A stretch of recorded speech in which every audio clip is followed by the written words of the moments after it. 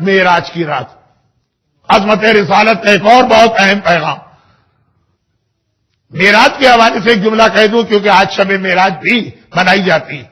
برادران اہل سنت کے یہاں تو طے شدہ بات.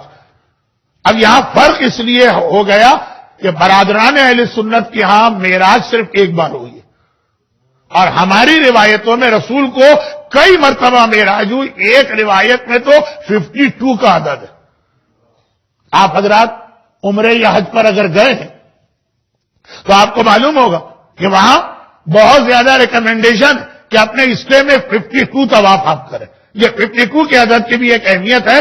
انگریزی سال میں تو ویک بھی 52 ہے, اس سے ایک مناسب ہے. 52 مرتبہ پیغمبر کو معراج ہوئی. لیکن اگر 52 کے فیگر پر ہم یقین نہ بھی کریں تو یہ تو طے شدہ بات ہے کہ کئی بار معراج ہوئی. اور جب کئی بار معراج ہوئی ہے تو ہر بار الگ تاریخ تھی. تو وہ روایت بھی صحیح ہے کہ معراج رمضان میں, وہ روایت بھی صحیح ہے کہ معراج ربیع الاول میں, وہ روایت بھی صحیح ہے کہ معراج 27 رجب کو ہے. وہ اچھا, اور پھر وہ جو ایک اختلاف ہے معراج کہاں سے ہوئی.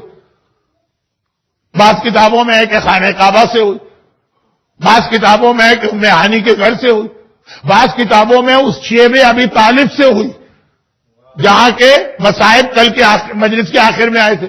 وہ بھی صحیح ہے. اگر کئی بار معراج ہوئی ہے تو ایک بار یہاں سے, ایک بار یہاں سے, ایک بار یہاں سے, ایک بار یہاں سے.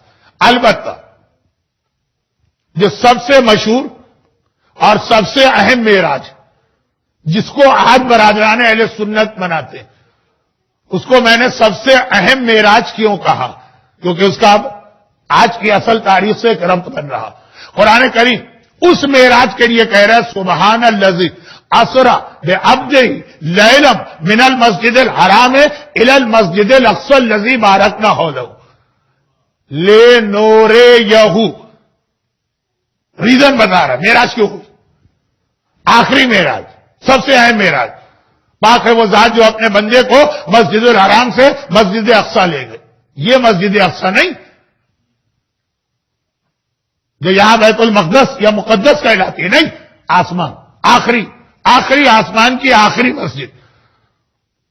قرآن نے اس کے بعد ایک لفظ تھا لے. کیوں لے کے گئے؟ لے تو رہی ہو, ہم اس کو دکھانا چاہتے تھے من آیاتنا, اپنی نشانی.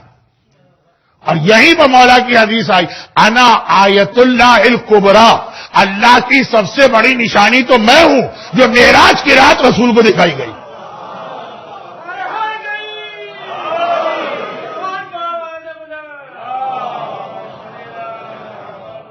سب سے اہم معراج, غالباً آخری معراج, اور سب سے مشہور معراج جو 27 رجب کی مناسبت بنے, وہ اس لیے ہوئی کہ علی کی ولایت و امامت کا اس معراج میں اعلان کرنا تھا.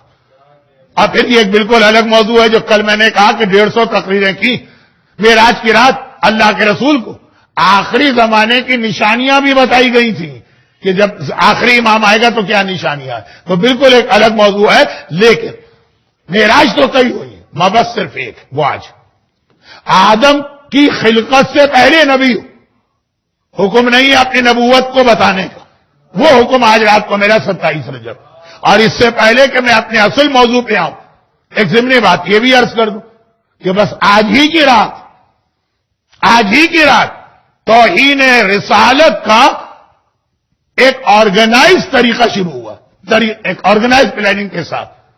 اور آج ہی کی رات دشمنان اسلام کو ایک ٹول دیا گیا یہ بتانے کے لیے کہ پیغمبر جھوٹے. اس سے پہلے بھی ایک واقعہ پیش آیا تھا, صرف ایک, آج کی رات. کیوں؟ کیونکہ آج کی رات کے لیے جو مسلمانوں کے پاس روایت ہے وہ یہی تو ہے نا کہ جبرائیل آئے اور کہا پڑھ, تو پیغمبر نے کہا تم ہو کون؟ اتنا ڈر گئے کہ مرنے لگے. اور پڑھوں تو میں کیا پڑھوں؟ جبرائیل نے سینے سے لگا کے ایسا حد کیا کہ پیغمبر کہہ رہے ہیں اظن ان یموت, کہ مجھے لگا کہ میری موت آنے والی ہے آج کی رات. اب جبرائیل نے مجھے اسی غار حرا میں بھی گیا, آپ بھی گئے, اور بھی مومنین گئے, غار حرا پیغمبر, یہ صحیح بخاری کی روایت ہے.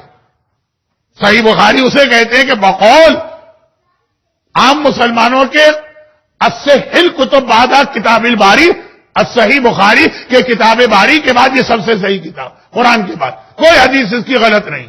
تو اسی میں تو یہ حدیث ہے کہ دنیا کا پہلا بائی پاس کا آپریشن غار ہرا میں ہوا ہے.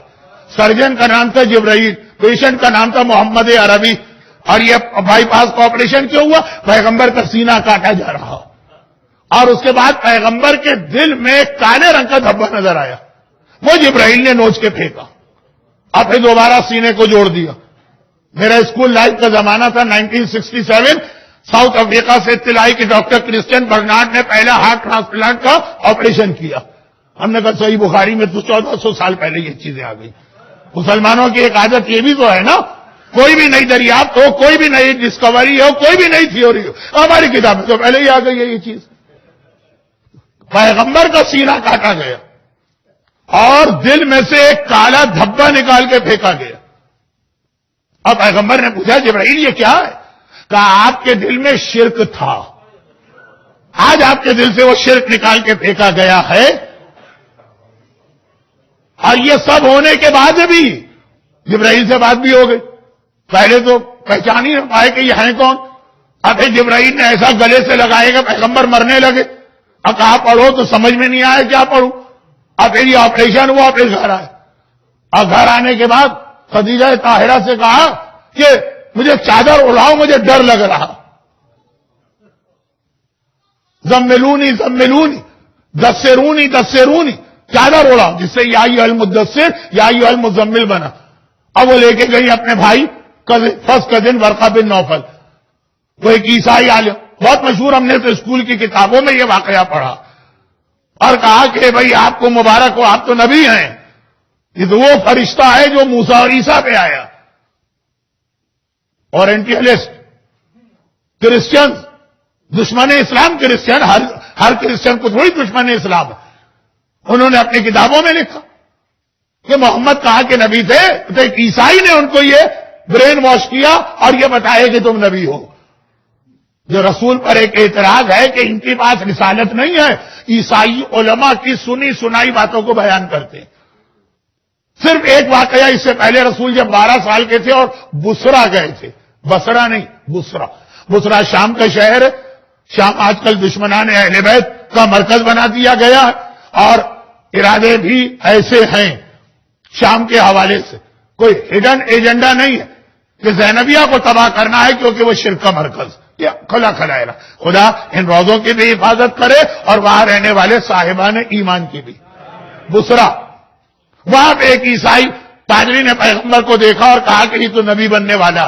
صرف ایک واقعہ ہے. اس کے بعد توہین رسالت کے سارے واقعات آج کی رات سے شروع ہوئے, جو عظمت رسالت کی اہم ترین رات ہے, جو پیغمبر کی شخصیت کی کائنات کے اندر فضیلت کی اہم ترین رات ہے.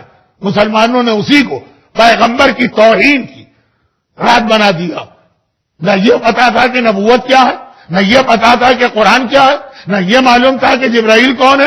دل شرک سے بھرا ہوا تھا اور ایک عیسائی نے آ کر کہا کہ آپ نبی. اس کے برعکس ہمارے یہاں جو روایتیں, میں ساری روایتیں پڑھ بھی نہیں رہا ہوں اس لیے کہ وقت ویسے ہی آج اعمال کی وجہ سے ذرا کم وقت ہوا, اور پھر مزید میں نے اتنی لمبی تمہید باندھی. ہمارے یہاں کیا روایت کہ بھئی آج کی رات کی ہسٹری کیا. اللہ کے رسول جب ان کی ایج 35 سال کی ہوئی, 35, تو اکثر غار ہرا میں آ کے عبادت کرتے ہیں. آج کل مسلمانوں میں بھی بلکہ مومنوں میں بھی ایک سلسلہ شروع ہوا ہے, غالباً اس کو انگلش میں میڈیشن کہتے ہیں, مراقبہ. جاؤ جا کے پہاڑ کے غار میں اکیلے اور تنہا بیٹھ جاؤ اور اس کو غار ہرا سے ملاتے ہیں, جبکہ قطعاً غلط, وہ پھر ایک الگ موضوع ہے. لیکن پیغمبر بہرحال جانے لگے, اور اس دوران خدیجہ طاہرہ بھی آتی ہیں اور مولا کائنات بھی آتے ہیں. بلکہ ایک جملہ میں اپنی طرف سے حدیث نما بنا کے پیش کر دوں, اگر آپ کو ٹائم مل جائے. اعمال تو آپ کو جو بتائے, کچھ کروائے گئے, کچھ بتائے گئے.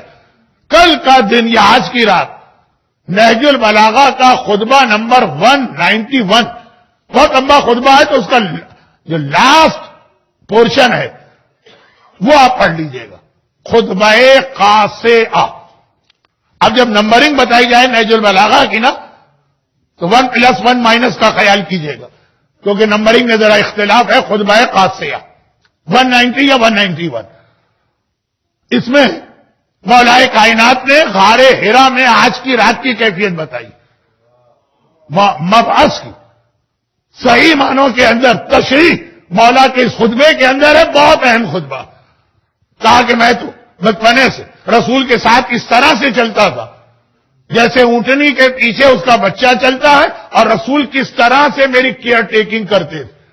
بلکہ اگر یہ جملے کسی عالم نے لکھے ہوتے تو شاید آپ کو اچھا نہیں لگتا، لیکن وہاں تو نہج البلاغہ میں مولا کے جملے کہ مجھے اپنے پہلو میں لٹاتے ہیں، مجھے کس طرح سے تھپکی دے دے کے سلاتے ہیں، غذا کو پہلے اپنے منہ میں چبا کے نرم کر کے پھر مجھے کھلاتے ہیں، یہ وہی خطبہ. اور اس میں پھر آیا کہ میں ہر جگہ ساتھ رہتا تھا، حتیٰ غار حرا میں بھی ساتھ تھا. اب ادھر یہ بات ہو رہی ہے کہ پیغمبر اکیلے تھے تو جبرائیل کو دیکھ کے ڈر گئے. یہاں مولا کی گواہی. تو خیر اب وہ بہت ساری باتیں جمع ہو رہی ہیں مختصر. آج کی رات ختم ہوئی، فجر کا وقت جب آپ روزہ شروع کریں گے، جبرائیل 70,000 فرشتوں کے ساتھ آئے اور اپنے ساتھ ایک جنت کا تاج لائے، جنت کا لباس لائے، جنت کے سونے کی کرسی لائے. کرسی لا کے غار حرا میں رکھی. اب آپ کہیں گے غار حرا میں ایک آدمی کے کھڑے رہنے کی جگہ نہیں، یہ مادی چیزیں نہیں ہیں، یہ سب روحانی چیزیں. وہ کرسی رکھی، پیغمبر کو بٹھایا، جنت کا لباس، اوپر کی عبا پہنائی، سونے کا تاج. باقاعدہ یہ چھٹے امام کا جملہ ہے، ہاتھ باندھ کے ایسے کھڑے ہوئے جیسے غلام اپنے آقا کے سامنے کھڑا ہوتا. اور پھر یہ پہلی وحی پہنچائی، بسم اللہ الرحمن الرحیم، اقرا بسم ربک الذی خلق. آج بچوں کے لیے آج قرآن کی برتھ ڈے، آج کی رات قرآن نازل ہونا شروع ہوا. قرآن دنیا کے سامنے کب آیا؟ 23 سال میں پہلی آیت، پہلی وحی، پہلی 5 آیتیں آج کی رات. آج فجر کا وقت ہے، قرآن کے نازل ہونے کی سالگرہ. اقرا بسم ربک الذی خلق. اب پیغمبر نے بڑی شان کے ساتھ اس کو دہرایا. راوی نے ایک سوال کیا امام سے، بہت ساری چھوٹی چھوٹی باتیں میں جمع کر رہا ہوں، اصل عنوان پہ آ ہی نہیں پا رہا ہوں، لیکن اب آتا ہوں. راوی نے کہا کہ مولا، میں نے آپ کے بزرگوں سے یہ بھی سنا ہے، 5ویں امام کی حدیث، کہ اللہ کے رسول ایک بار اونٹ پر سوار ہو کے جا رہے تھے کہ ایک مرتبہ وہ اونٹ اس طرح سے جھکا کہ جیسے کوئی بہت زیادہ وزن لاد دیا جائے نا تو جانور جو ہے وہ سمجھے اس کی ٹانگیں ٹوٹنے لگتی، اور زمین سے جا کے ٹکرا گیا اس کا پیٹ. اب پیغمبر کی بھی عجیب کیفیت، چہرے پہ پسینہ. اور پھر بعد میں کسی نے پوچھا، یا رسول اللہ آپ کی کیا حالت تھی؟ کہا مجھ پر وحی نازل ہو رہی تھی. تو آپ کے بزرگ بتا رہے ہیں کہ جب وحی نازل ہوتی تو پیغمبر اتنے پریشر میں آ جاتے تھے. بہت سارے اور جملے ہیں، میں پڑھ نہیں رہا ہوں وقت بچانے کے لیے. پسینے پسینے ہو جاتے ہیں، جانور کی کمر ٹوٹنے لگتی ہے وحی کی وجہ سے. اور ادھر آپ کہہ رہے ہیں کہ وحی نازل ہوئی تو سونے کی کرسی میں بٹھایا اور تاج پہنایا اور جبرائیل ہاتھ باندھ کے کھڑے ہوئے، اور پیغمبر نے اس طرح سے قرآن کی وحی سن کر تلاوت کی جیسے بادشاہ. تو دونوں میں صحیح کیا؟ ایک جواب دیا اس کا امام نے. میں یہ اور بھی کچھ مومنین نظر آ رہے جو مکہ مدینہ بہت گئے. امام نے کہا اللہ اپنے حبیب پہ 2 طریقے سے وحی بھیجتا تھا. ایک جبرائیل کے ذریعے سے، جب جبرائیل کے ذریعے سے آتی تھی، یہ جملہ ہے امام کا، تو جبرائیل میں بھی ہمت و مجال نہیں تھی کہ پیغمبر کی بارگاہ میں آئیں. پیغمبر نہیں ڈرتے ہیں، جبرائیل ڈر رہے ہیں، اور وہ پیغمبر کے حجرے کے باہر باب جبرائیل پہ کھڑے ہوتے ہیں. یہ امام کی حدیث کا لفظ ہے، باب جبرائیل. پہلے اجازت مانگتے ہیں، پھر غلاموں کی طرح آتے ہیں اور بڑی شان سے پیغمبر وحی کو ریسیو کرتے ہیں. لیکن اللہ کبھی، اور کبھی کا مطلب یہ نہیں ہے کہ 1000 میں ایک، اکثر اپنی وحی حبیب پر براہ راست بھیجتا ہے. جبرائیل کی بھی ضرورت نہیں ہے. اس وقت جو وحی کا وزن ہوتا ہے تو ہمارے جد کی یہ حالت ہو جاتی ہے. سوائے شب معراج کے، وہاں جو اللہ نے وحی نازل کی تو کتنی عظمت پیغمبر کی اس وقت تھی. لیکن باقی یہ فرق ذہن میں رکھو، جبرائیل کی وجہ سے پیغمبر کبھی ڈرے نہیں ہیں، جبرائیل کی وجہ سے پیغمبر کبھی وحی میں زبان لڑکھڑائی نہیں ہے، وہ تو ہاتھ باندھ کے غلاموں کی طرح تھا. آج کی رات پہلی وحی چونکہ جبرائیل کے ذریعے آئی، ہاتھ باندھ کے آیا، اقرا بسم ربک الذی خلق خلق الانسان من علق اقرا وربک الاکرم الذی علم بالقلم علم الانسان ما لم یعلم. ترجمہ بھی نہیں کر رہا ہوں کیونکہ اصل موضوع پہ آنا.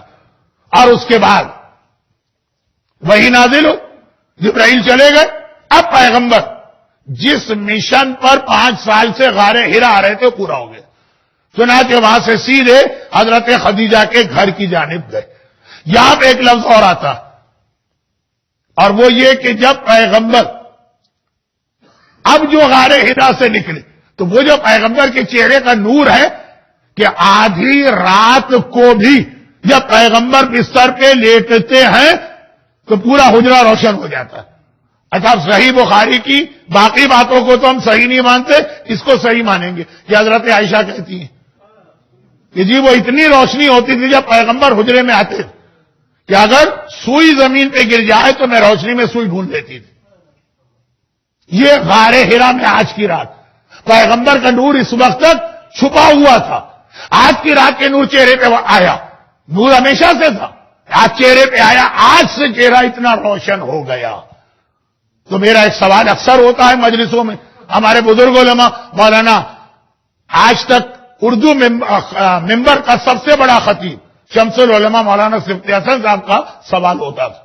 ان کا سوال یہ تھا کہ اگر یہ بات کہ حضرت عائشہ سوئی کو ڈھونڈ لیتی ہیں، پرانے زمانے کا اندھیرا جب لائٹ وائٹ کچھ نہیں تھی، اتنا روشن چہرہ تو ہر ایک کو معلوم ہوگا تو یہ روشنی کب سے آئی؟ یا تو ولادت سے آئی ہوگی یا رسالت کے اعلان سے آئی ہوگی. تو رسالت کے اعلان سے آئی. شب ہجرت جب مولا بستر رسول پہ لیٹے ہیں تو کافروں کو یہ احساس کیوں نہیں ہو رہا کہ یہ تو رسول نہیں لگ رہا، یہ تو کوئی اور ہے؟ رسول کے چہرے میں تو نور ہوتا ہے. اس کا مطلب یہ ہے علی کے چہرے سے بھی وہی نور ظاہر ہو رہا تھا.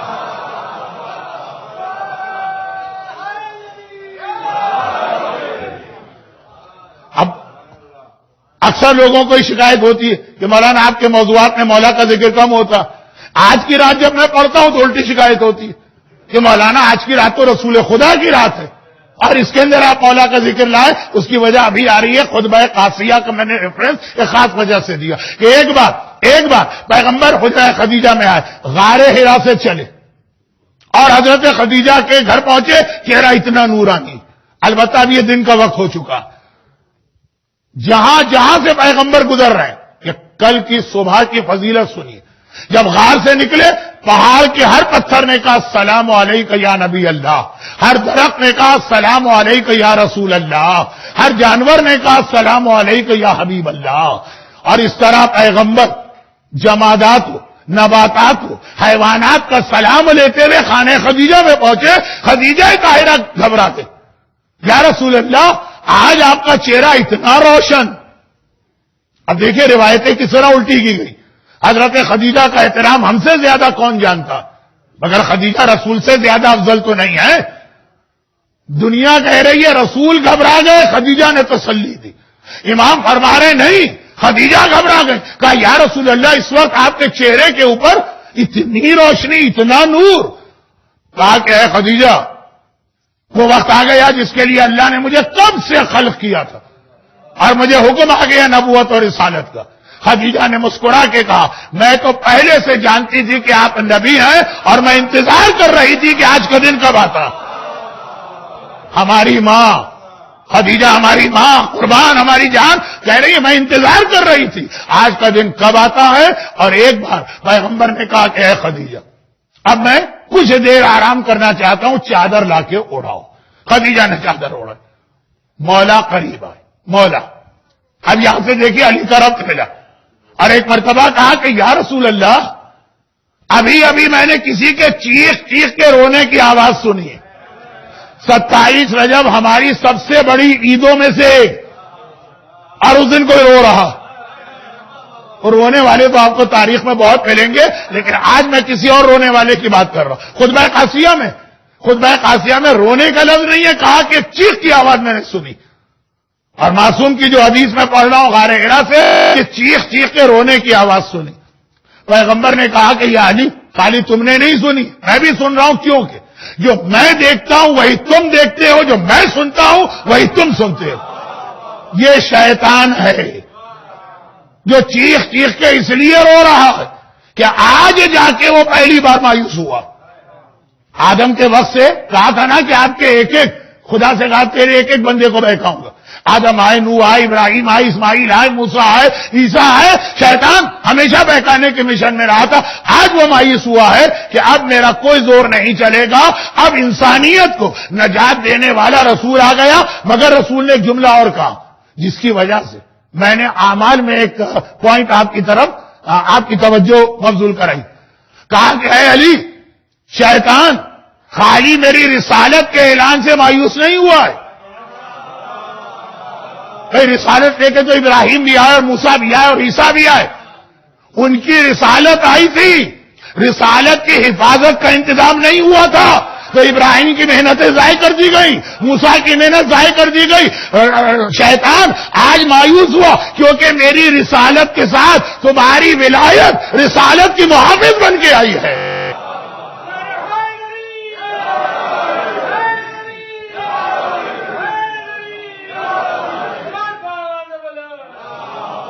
ستائیس رجب اعلان رسالت کی بھی تاریخ ہے اور ولایت محافظ رسالت ہے اس کی بھی تاریخ ہے کہ اب شیطان کو یقین کہ ابراہیم اور موسیٰ اور عیسیٰ کی رسالت کو ان کے بعد تباہ کیا جا سکتا ہے. میری رسالت تباہ نہیں ہوگی کیونکہ اس کا محافظ رہے گا. علی ہے تو علی رہے گا, آخری زمانے میں علی کا بیٹا پردہ غیبت میں صحیح لیکن بحیثیت محافظ رہے گا.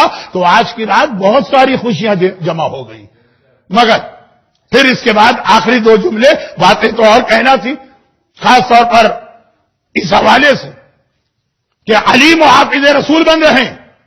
اور جیسا میں نے کل کہا کہ یہ رسول کو, یہ علی کو اپنے باپ ابو طالب کی میراث ملی.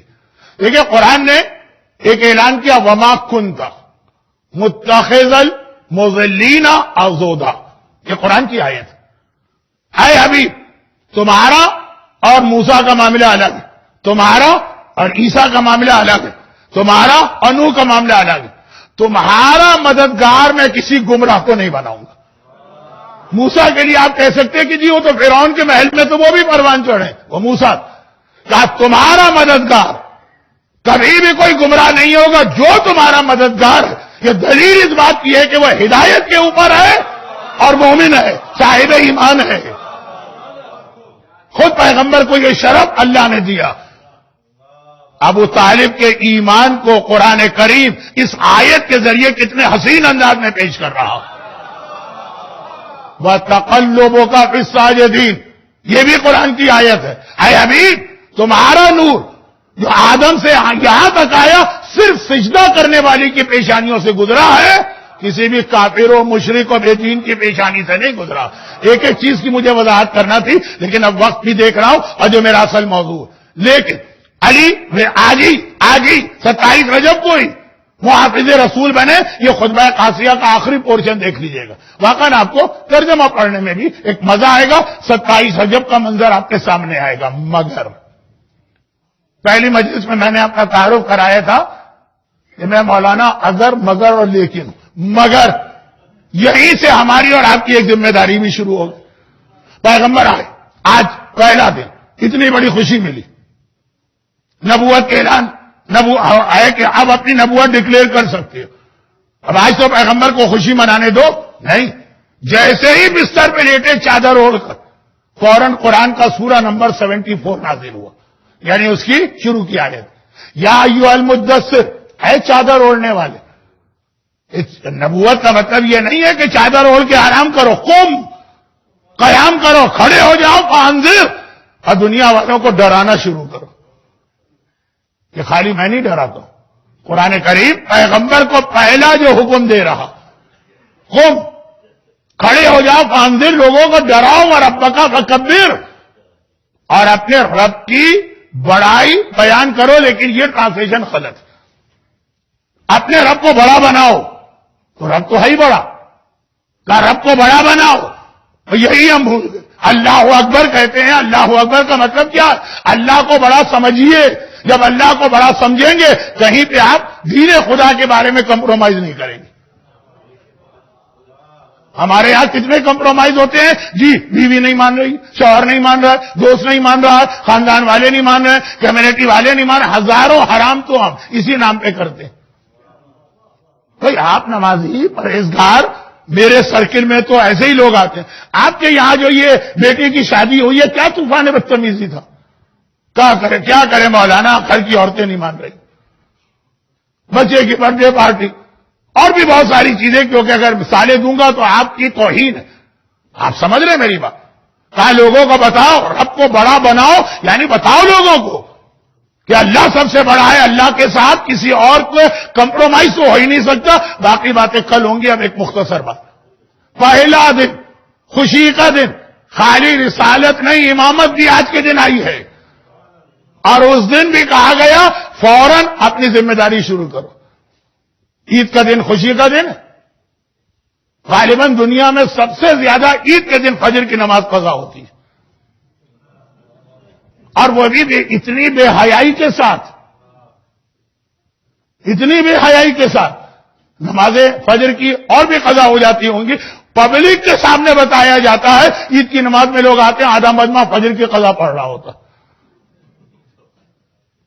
کہ بھئی وہ سنا ہے کہ پہلے قضا پڑھتے ہیں پھر وہ نماز پڑھی جاتی ہے. عید جو واجب نماز بھی نہیں ہے وہ قضا کر دو, اس میں کوئی حرج نہیں, وہ تو قضا نہیں کریں گے. عید کس دن ہے اس بات کے مراجے کی گردن میں چھری پھیر دیں گے. اولڈ مین سٹنگ ان قم اور نجف اسپوائلڈ اولڈ کریزی مین. یہ جملہ میں نے خود فیس بک پہ کسی بچی کا دیکھا. اسپوائل اور عید. اب فجر کی نماز بھائی مولانا, اب میں پھر آ گیا رضویہ سوسائٹی پر. جو لوگ رضویہ سوسائٹی کو نہیں جانتے ہیں وہ پوچھ رہے کراچی والوں سے, چائے بان ایمان کی بستی تھی, باقی توہین نہیں کر رہا ہوں, وہیں کی گلیوں میں میرا بچپنا گزرا. لیکن 9 ربیع الاول چندہ جمع ہوتا تھا وہاں پر, ڈونیشنز. اچھا, اب ہمارے یہاں اس زمانے میں جب میرا بچپنا تھا $1 کیا $0.50 بھی بہت بڑی بات تھی.